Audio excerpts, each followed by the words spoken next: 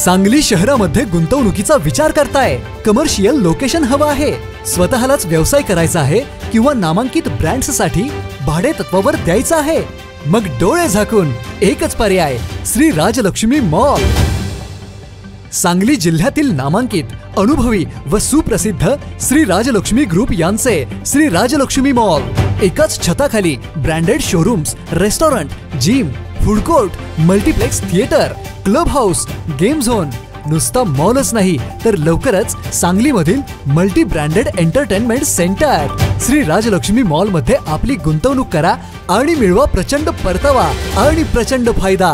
Shri Rajlakshmi group आता पुण्यामध्ये देखील अनेक गुंतवणुकींचे पर्याय उपलब्ध.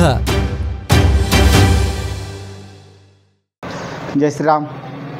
आज सिंहसेनेच्या कार्यालयामध्ये पत्रकार परिषद घेण्याचा संदर्भ असा की गेले 10-12 दिवस झाले बांगलादेशमध्ये ज्या पद्धतीनं आमच्या हिंदूंच्यावरती अत्याचार व अन्याय ज्या पद्धतीने चालू आहे, त्या संदर्भामध्ये सिंहसेनेची भूमिका मांडण्यासाठी आजची ही पत्रकार परिषद आपण घेतलेली आहे. गेले 10-12 दिवस झालं आमच्या माता भगिनींच्यावरती, आमच्या हिंदू बांधवांच्यावरती बांगलादेशमध्ये अतिशय निंदनीय प्रकार चालू आहेत. आणि ती इथपर्यंत चालू आहेत की आमच्या काही झोपलेल्या बांधवांना, आमच्या हिंदू बांधवांना अक्षरशः त्यांचे गळे कापून मारण्यात आलेले आहे. त्या ठिकाणी आमच्या हिंदू माता भगिनींची झोपलेल्या ठिकाणी त्यांची आबरू लुटली गेलेली आहे. तर त्याचा तीव्र पद्धतीने निषेध करण्यासाठी आजची ही पत्रकार परिषद आहे.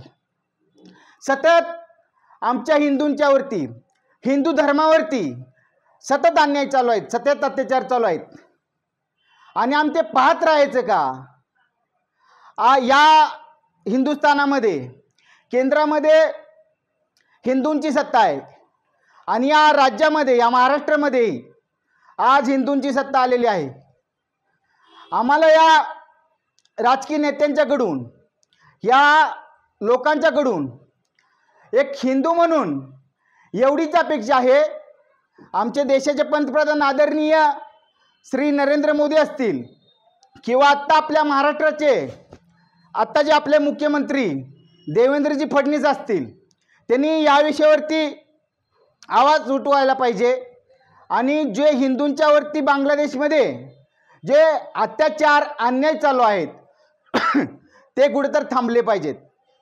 आणि त्यातून आजची पत्रकार परिषद घेण्याचा संदर्भ असा की आमच्या महाराष्ट्रामधल्या, या हिंदुस्थानामधल्या, आम्हाला या हिंदू समाजालाही आवाहन करायचं आहे की आपण बघतच बसण्याची भूमिका पाडायची का? आपण कधी जागा होणार आहे? काही ठिकाणी काही पक्ष, काही संस्था, काही संघटना याचा निषेध करत आहेत, मोर्चा काढले जात आहेत, त्यांच्या भावना त्या तीव्रपणे रस्त्यावरती मांडत आहेत. फक्त मोर्चे किंवा आंदोलन करून किंवा धरणे आंदोलन करून किंवा निवेदन प्रशासनाला देऊन यावरती हा विषय थांबणार नाही. सतत जर हिंदूंच्यावरती अन्याय, अत्याचार जर होत असेल तर फक्त आपण मोर्चे किंवा निवेदन देत बसायचं का? आपण पण जशाला तसंच उत्तर द्यायला हवं. आज या महाराष्ट्रातल्या प्रत्येक ग्रामीण भागामध्ये आज बांगलादेशी आहेत, रोहिंग्या मुसलमान आहेत, ते प्रत्येक व्यवसायामध्ये काम करत आहेत. मग तो फळं विकण्याचा व्यवसाय असो, सेंटरिंग करण्याचा व्यवसाय असो किंवा अन्य व्यवसाय असो. मग या हरामखोरांना तिथं जर बांगलादेशमध्ये जर आमच्या हिंदूंच्यावरती जर अत्याचार, अन्याय होत असेल आणि इथं या हरामखोरांना आम्ही पोसायचं का? हा एक प्रश्न आहे मला आपल्या सगळ्यांच्या समोर. या हरामखोरांची तर आम्ही धंदे चालवायचे का? तिथं जर आमच्या हिंदू मातांच्यावरती, आमच्या बांधवांच्यावरती जर अन्याय होणार असेल आणि तर जर ह्या भडव्यांचे आम्ही जर धंदे चालवायचे असतील, यांचे उद्योग क्षेत्र जर आम्ही चालवायचे असतील तर हे आम्ही सहन करणार नाही. लक्षात घ्या. इथं जेवढे बांगलादेशी आपल्या तालुक्यामध्ये असतील, जिल्ह्यामध्ये असतील, या महाराष्ट्रामध्ये असतील, आम्ही इथून पुढे येणाऱ्या 2 दिवसामध्ये जशाच तसं उत्तर द्यायला चालू करणार आहे. लक्षात घ्या. आज प्रत्येक व्यवसायामध्ये इथं रोहिंग्या मुसलमान आहेत या महाराष्ट्रामध्ये. या महाराष्ट्राच्या प्रत्येक ग्रामीण भागामध्ये बांगलादेशी मुसलमान आहेत. तुम्हाला आपल्या शहरामध्ये मी किती मुसलमान दाखवू बांगलादेशी? त्यांच्या इथे मतदान ओळखपत्र आहे, आधार कार्ड ओळखपत्र आहे, इथं राशन कार्ड इथं आहे. कोण यांना काढून दिलं?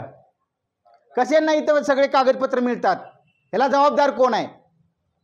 आणि या जर भडव्यांना तिकडं आमच्यावर हे अत्याचार अन्याय करणार आणि इथं आम्ही त्यांना पोचणार का?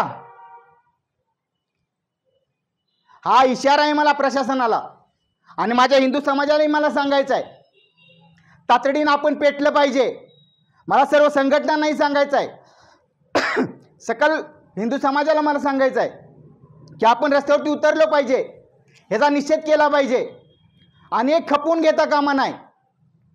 हा हिंदुस्थान 1970चा राहिला नाही, लक्षात घ्या. सर्व धर्मसमाभाव वगैरे वगैरे. आमच्या धर्मावर जर कोण वाकड्या नजरेनं जर बघितलं तर आम्ही त्याचे डोळे काढू. हे मला आणि हे जर विधान मी करत असेल अत्यंत गंभीर पद्धतीने मी विधान करतोय. तो हिंदू समाज राहिला नाही 1970च्या सालातला, एवढं सांगायचं आहे मला. आमच्या माता भगिनीनं जर कोण डोळे वाकडे करत असेल तर त्या भडव्यांचा आम्ही डोळे काढून हातात देऊ. दुसरा विषय, या विटा शहरामध्ये असंख्य बांगलादेशी आहेत. त्यांना पण आम्ही येणाऱ्या 2 दिवसामध्ये फोडून काढणार आहे, एवढं लक्षात घ्या. हे आपल्या माध्यमातून मला सांगायचं आहे आणि सकल हिंदू समाजालाही मला सांगायचं आहे. मला नम्र आवाहन करायचं आहे. निवडणुका वगैरे झाल्या, नेत्यांच्या मागे तुमचं पळून झालं, धर्मासाठी आता आपल्याला रस्त्यावर यावं लागतंय आणि यावंच लागतंय. जर तुमच्या माता भगिनींची जर आबरू लुटली जात असेल, तुमच्या बांधवांच्या अक्षरशः जीव घेतले जात असतील, तर तुम्ही नुसत्या पेपरच्या आणि व्हॉट्सअपच्या बातम्या बघत बसणार आहे का? हिंदू म्हणून तुमचं रक्त सळसळत नाही का? एक छत्रपतींच्या या महाराष्ट्रामध्ये प्रत्येक हिंदूनं उठून पेटून उठलं पाहिजे. हे मला आपल्या माध्यमातून आवाहन करायचं आहे. येणाऱ्या शुक्रवारी आम्ही सर्व समाजांच्या भेटीगाठी घेऊन आम्ही एक तीव्र विटा शहरामध्ये आणि या तालुक्यामध्ये आम्ही एक आंदोलन उभा करतोय आणि हे सांगण्यासाठी आज आपल्यासमोर आलेलो होतो. आणि हेच आव्हान मला करायचं आहे हिंदू समाजाला, सर्व माझ्या माता भगिनींना, माझ्या बांधवांना, की आपण एकत्र आलो पाहिजे, आपण पेटून उठायला पाहिजे. एवढंच मला या माध्यमातून सांगायचं आहे आणि या ठिकाणी थांबतो. प्रभू श्रीरामचंद्र की जय. छत्रपती शिवाजी महाराज की जय.